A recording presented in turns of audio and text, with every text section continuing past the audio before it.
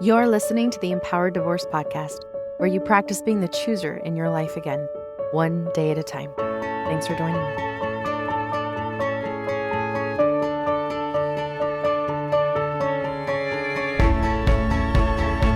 Hello, my amazing, beautiful listeners.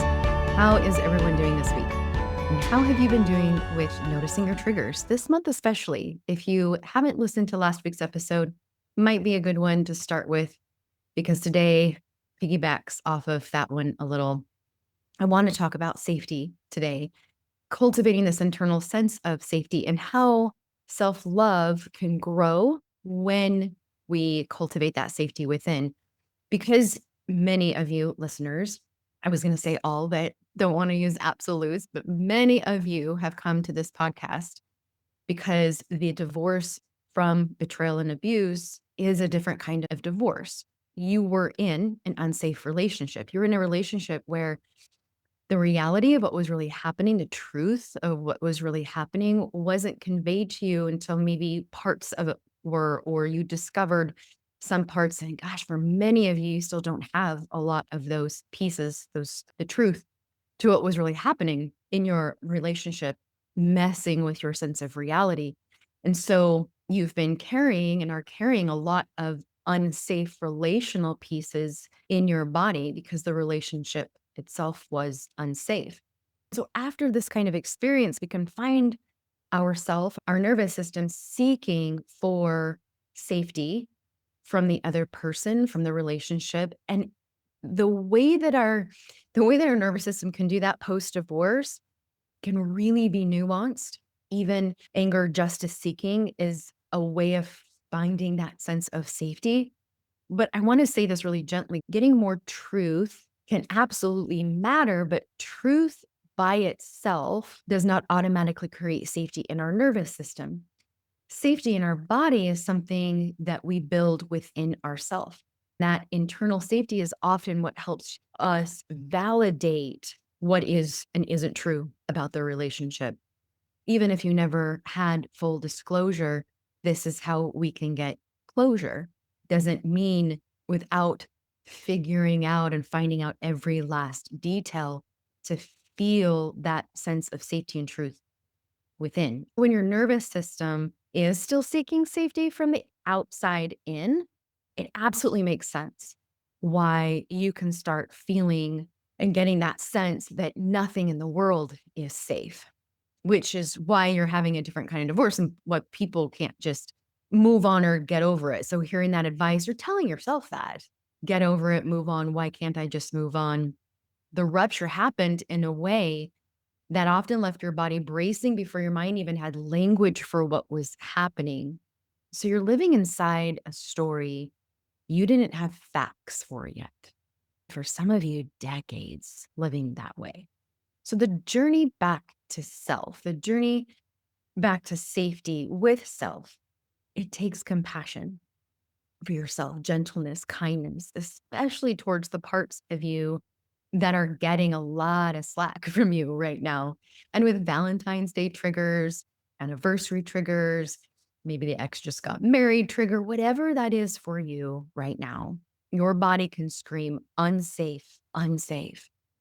And I want to help you see that sometimes that what feels unsafe inside the anniversary date, the holiday, or the person, it's the meaning that your nervous system is making. It's the self-abandoning that happens when you discount your feelings. It's the pressure that we can put on ourselves to stay in a role, to be fine, to perform, to act unbothered, that is feeling unsafe.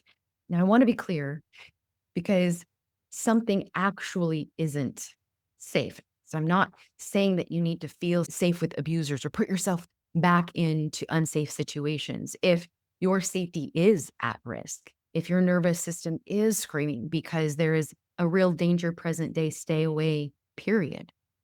What I'm talking about today is something I'm seeing more and more where we withdraw and retreat from everything and everyone in the name of healing boundaries. And sometimes the pendulum swings a little too far on the other side. Sometimes avoidance is getting called self-protection.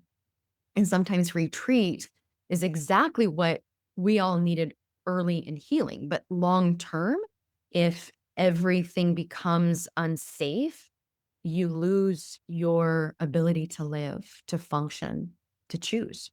Betrayal taught your nervous system that safety lives outside of you, that if they're calm, you're calm. If they're mad, you're in danger. If the relationship is unstable, then you can't even breathe, don't move, don't have a need, don't have a voice, don't rock the boat. So after divorce, it makes sense. Your brain starts scanning the outside world like like a security camera. That person isn't safe. That environment isn't safe. The beach isn't safe. The conversation isn't safe. Sometimes your trauma lens is still reading everything as danger. Today is really about self awareness, noticing where you might be on the pendulum. The goal isn't to get the world to cooperate so that we can finally feel okay, as nice and easy as that would be. The goal is to become the kind of person who can stay connected to themselves, even when life is messy, when people are disappointing, when you cannot control the outcomes. When I'm living in self safety, I create more peace because I'm not fighting so hard to control what I can't. And when something actually isn't safe, I can see it more clearly and respond with those boundaries instead of panic. And that's what I mean by safety within. It's not pretending that things are fine. It's that internal anchoring that I know I will be fine when things maybe aren't fine. I might feel very activated in a situation, in an interaction. I can still stay with myself here in that moment when I'm feeling activated. I don't need to abandon myself anymore. So, how that looked for me is I would abandon my feelings, jump over to the other side of the ship, the other person in the relationship, and try to fix and manage and rescue and solve their activated feelings, their dysregulation. When my body is having a response, it's the cultivating that self-safety is I am still here. My feet are on the ground. The sun is on my left. I'm feeling gravity hold me into the earth. I don't have to abandon myself to manage the moment. I can stay with myself, my truth right here, right now, and they can have their experience. This is the self love in real life. Self love is self loyalty. And I'm not talking about entitlement when I say that, talking about refusing to betray myself. I did that all the time. That's where boundaries come in. That's what healing is. The more loyal that I am to my own values, because boundaries are protecting your values, your value system, the safer I become in relationships when I know my values, I have boundaries to protect them. I'm not abandoning myself, betraying myself because I'm holding those. That is very loving, not only to myself, but loving to others when I don't abandon myself to go rescue them. Because we're often still stuck in binds that do keep us loyal to those old rules or roles or attachments. Makes sense. They're really, really hard and challenging to rewire. I heard it described as a blueprint, like our nervous system is the blueprint for attachment in relationships. And it's very, very hard to create a new blueprint, especially when that blueprint was created when you were really little with your primary attachments. The old blueprint is telling you that in order to stay in a bond with someone, to stay intact, then it requires us to self abandon, to self reject, or disconnect in some way, then that's what feels, quote, safe to the nervous system. That's the old pattern.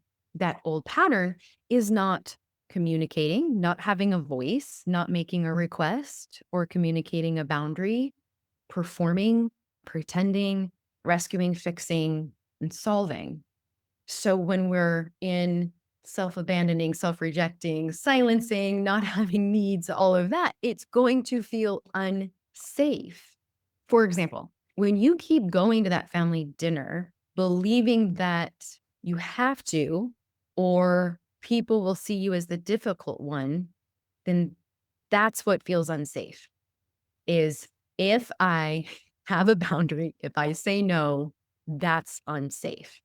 You can go to the family dinner, create safety within by communicating a need, something that needs to be different in that family dinner, creating boundaries for yourself so that maybe if the conversation turns into a topic that you're not comfortable with discussing, you give yourself permission to get up and leave the table. Or say, I'm not comfortable having this kind of conversation around this topic. That is creating safety within. If your blueprint, okay, in that family, rural family system is you don't speak up or you'll be the difficult one, then what I just suggested you to do there is going to feel unsafe. Does that make sense? I hope I'm explaining this correctly. Here's another example. If I keep answering text messages from my ex immediately because I'm afraid that if I don't answer immediately, I don't know what he's going to do.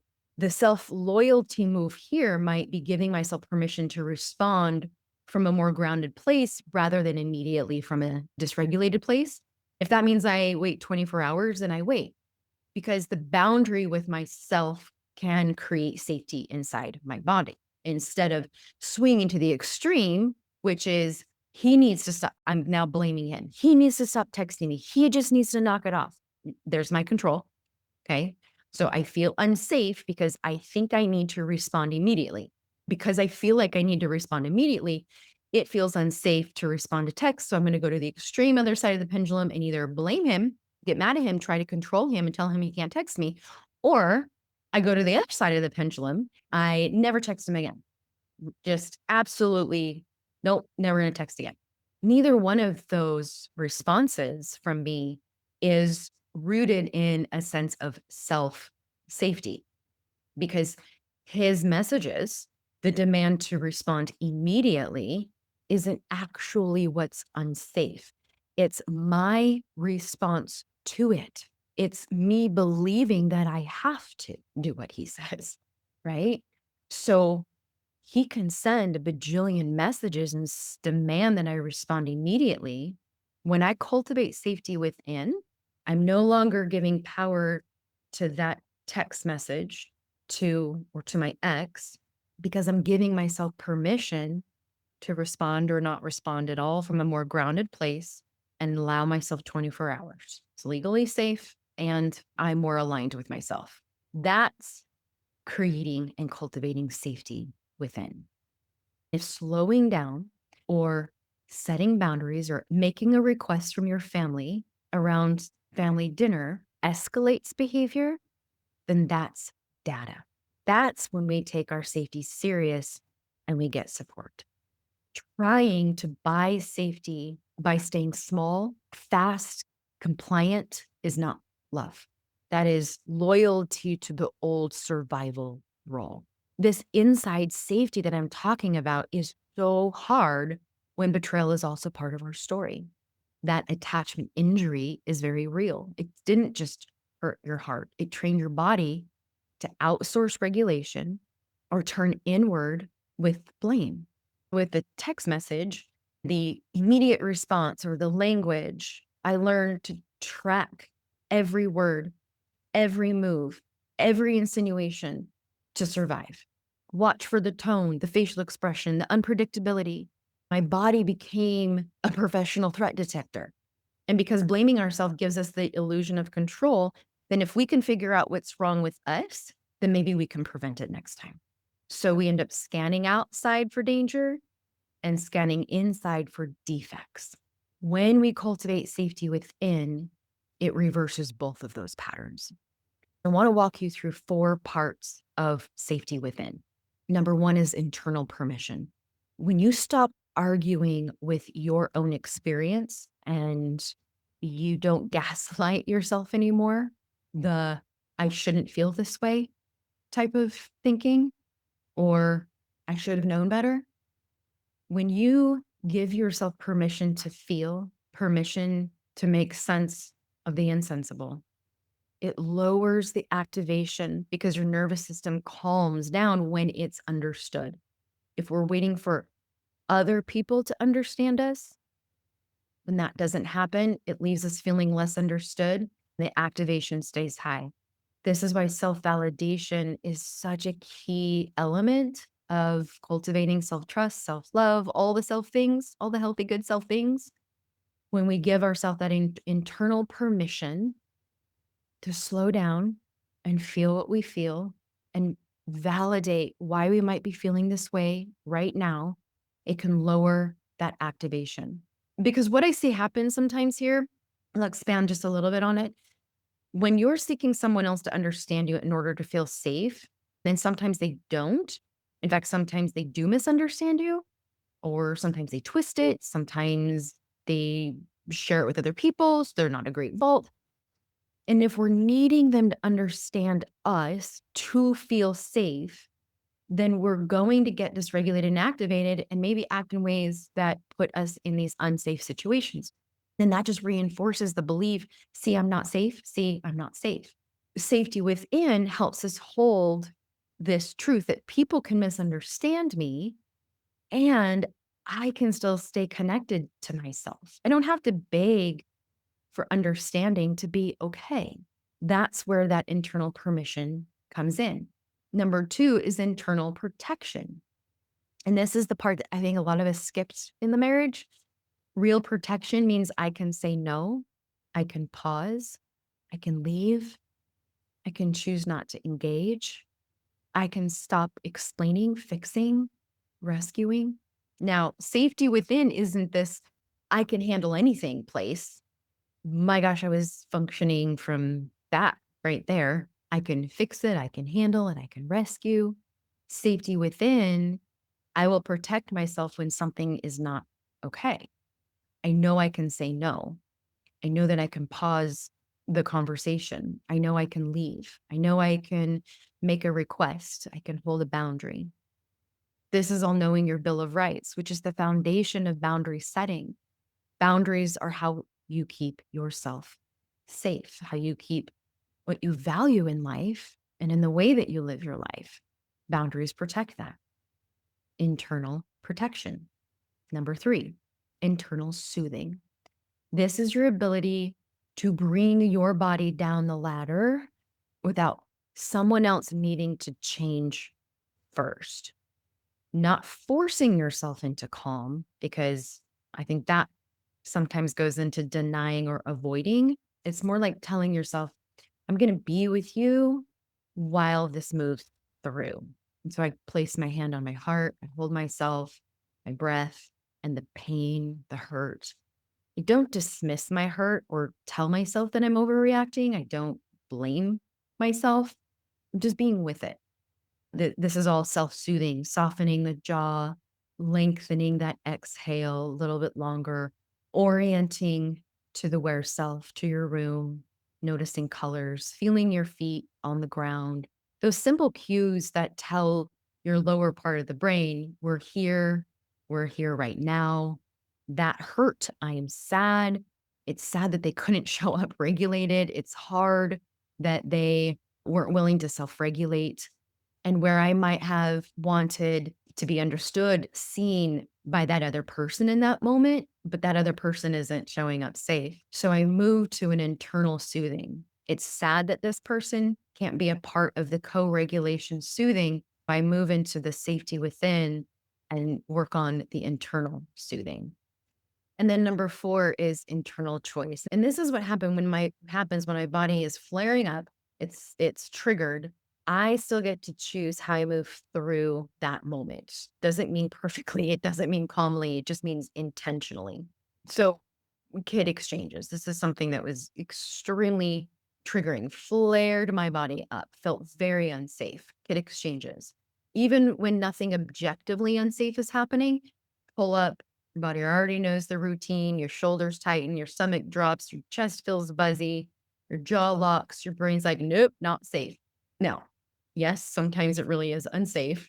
There's intimidation, stalking, threats, aggressive behavior. I know I get it, I had it all. We take that seriously, which is why I had a restraining order.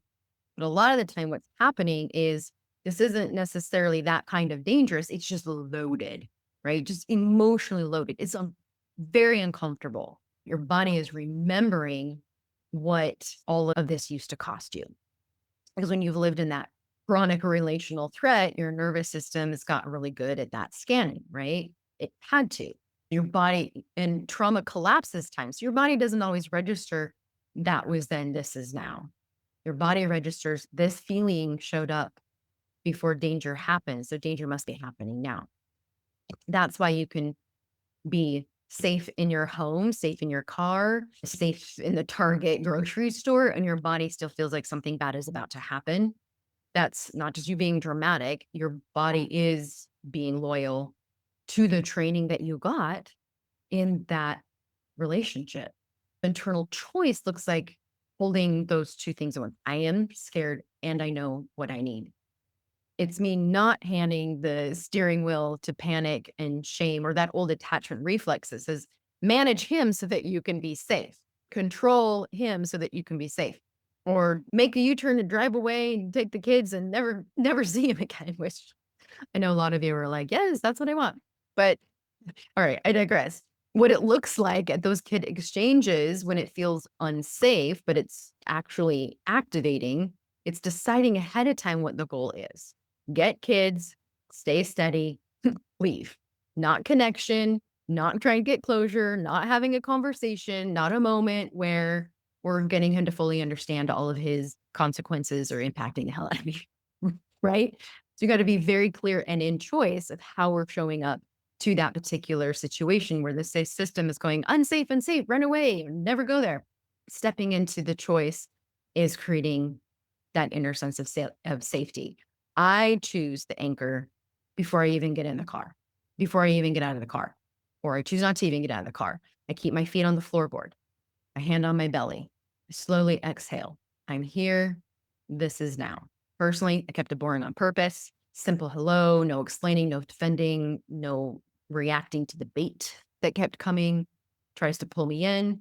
It's one sentence, this is not the time, email me, or here for the kids only. Then I leave. That internal choice isn't me feeling calm. Okay. Nothing calm about that. Lots of rage music on the way home, but it's me staying connected to myself while I'm not calm. Does that make sense? Now, the healing part is that the more you practice internal choice in these ways, your body starts learning a new association. Exchange does not equal danger. Discomfort does not equal threat. I can feel activated and still stay with myself.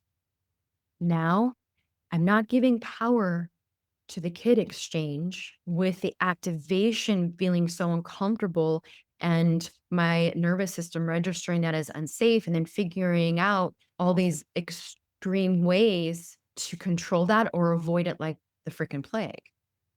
Because either one of those choices is coming from an internal safety making place.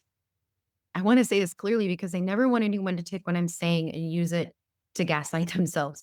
External safety matters. Okay. External safety matters. When you're in real danger, we take that seriously. We don't and I'm air quoting if you can't see me on YouTube. We're not self-regulating our way through abuse. Okay. A lot of you already did that. I know I did. We create distance, we get support, we protect. What I am talking about today is when betrayal trauma makes everything feel life-threatening, even when it isn't.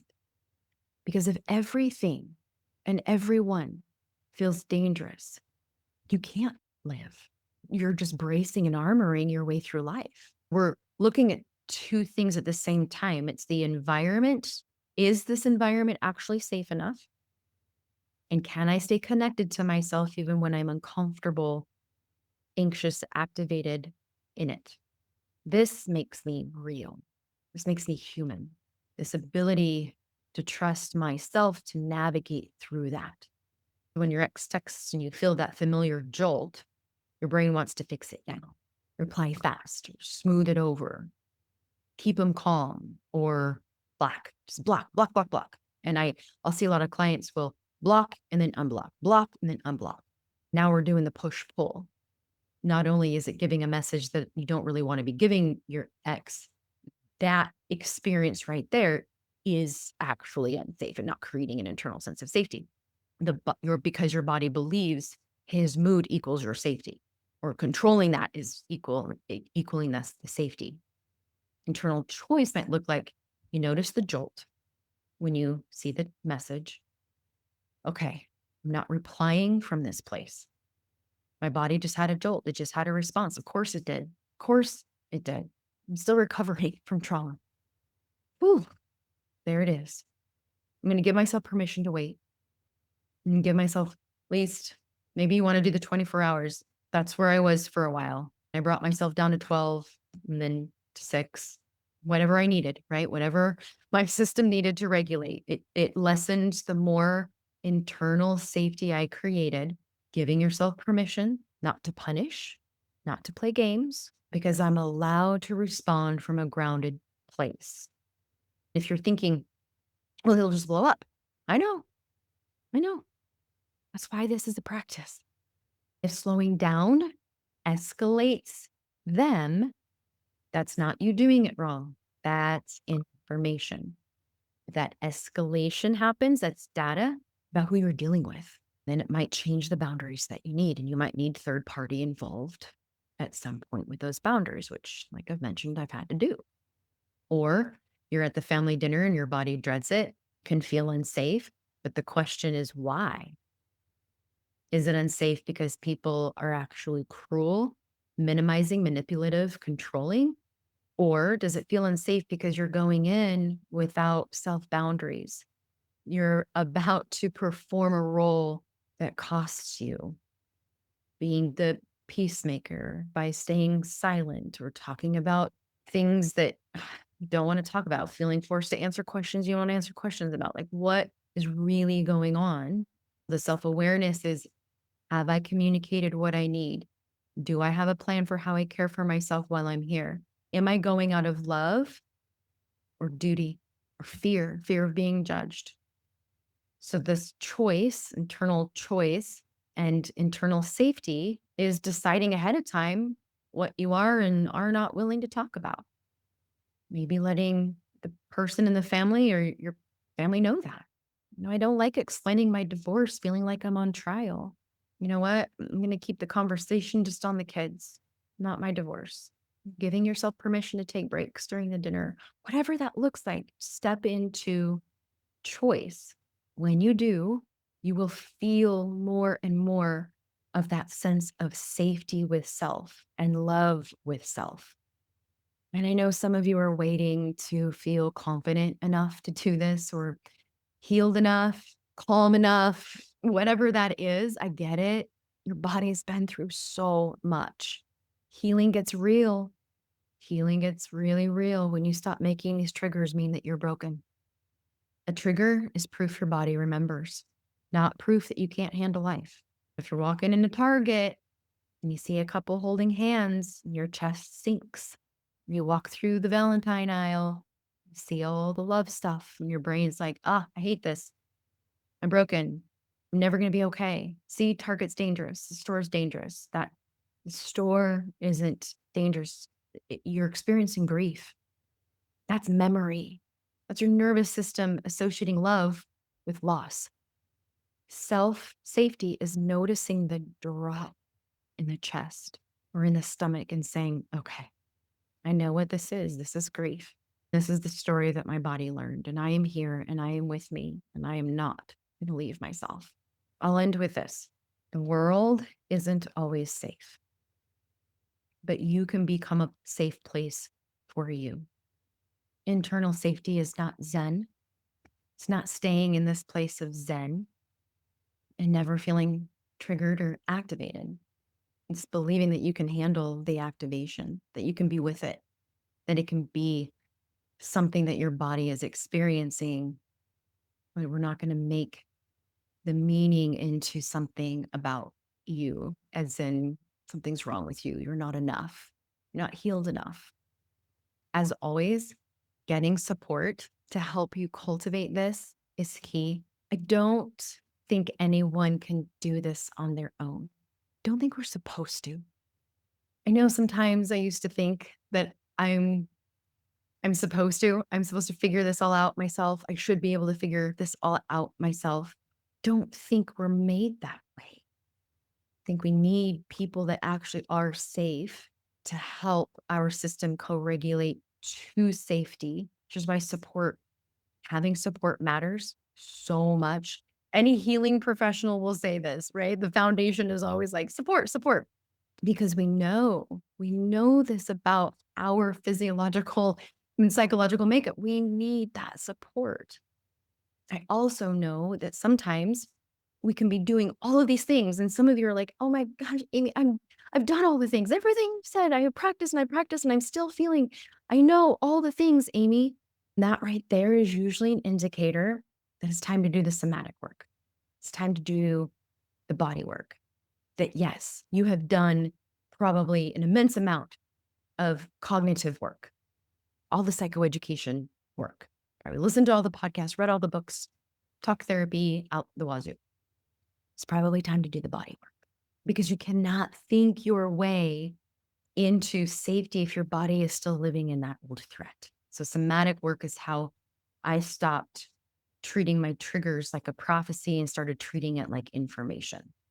In that book, Body Keeps the Score, he talks about how trauma is held in the body. And so, treatment has to include the body, not just the mind. So give yourself a lot of compassion. If hearing this episode, you feel like, yes, I did all the things, Amy, I've been doing all the damn things, and you're still feeling stuck, there's a good reason why. So drop the shame, drop the blame, stop beating yourself up. There are so many pieces. There are so many pieces to healing. There's a song. And for those of you that haven't hung around long enough to listen to my summer song series, there's a link in some of those episodes to my Spotify playlist. I added this song in there. I just found it not too long ago. It talks about this. I think the title of the song, Healing Hurts Sometimes. Actually, she uses the F word, so it is explicit. It's like, oh my gosh, but it makes so much sense. Healing effing hurts sometimes. And sometimes we think healing is going to be gentler, and it's not. It is not. Healing effing hurts sometimes. Her lyrics start off with, I expected the exhaustion. I expected the days that, maybe I can't get out of bed. It's harder to shower. But I thought that I'd slowly start to feel better. Oh, I know a lot of you are like, one more thing. When am I going to just feel better? There's this idea that if we walk the straight line and check off all of the lists, then we're to healing, then we're going to feel better. So her whole song is validating that and how just healing even hurts sometimes. So cultivating this safety within, realizing maybe how far we are from cultivating that, or we feel like we've done all the things and we're still not there. And now Amy's saying we need one more thing in our healing, and now we got to do something. We're like, you're just like, oh my gosh. Yes, healing hurts. We're not just letting go of a relationship. We're letting go of an identity around that relationship.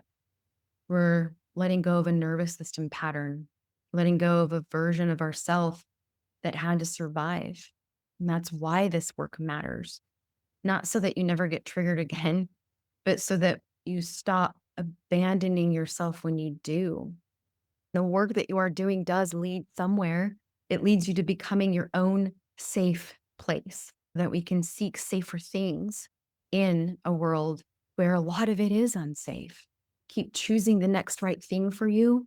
Keep choosing self connection. Keep choosing internal safety one moment at a time, because you are the chooser in your life. And you get to create that internal safety one step at a time, because you can. Take care of it.